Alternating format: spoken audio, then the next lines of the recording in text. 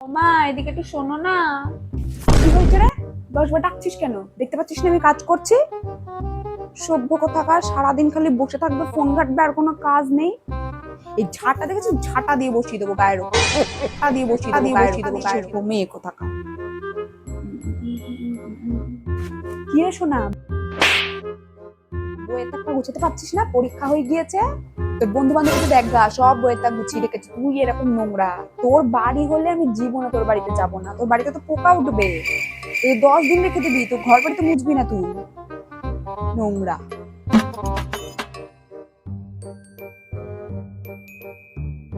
ও মা, কি হয়েছে? কি ডাকছিস কেন? দেখতে পাচ্ছিস না টিভি দেখছি? কি হয়েছে, এটা কি বলতে চাস বল? খিদে পেয়েছে, কিছু খেতে দাও না গো।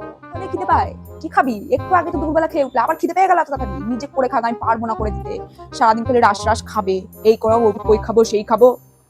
তোর বাবা ফ্রিতে চাকর রেখে দিয়েছে না তোমার জন্য, সারাদিন এই করে দেবে ওই করে দেবে। আমি পারবো না করে দিতে, নিজে করে খেতে পারলে খা, নয়তো খেতে হবে না। সভ্য কোথাকার, সারাদিন কাজ দিচ্ছি, খাই দিকে কুটি কুটি করে ফোন টিপে যাবো। পড়াশোনা নেই, কিছু নেই, সারাদিন খাই খাই খাই খাই। তোমার পড়তে বসলে খেতে মন চায়, গান করতে মন চায়, আঁকতে মন চায়। সভ্য কোথাকার। পাড়ার কোনো অনুষ্ঠান হলে তো যাস না, বাড়ি বসে কি করেছি এতদিন ধরে তোকে সব শিখিয়ে।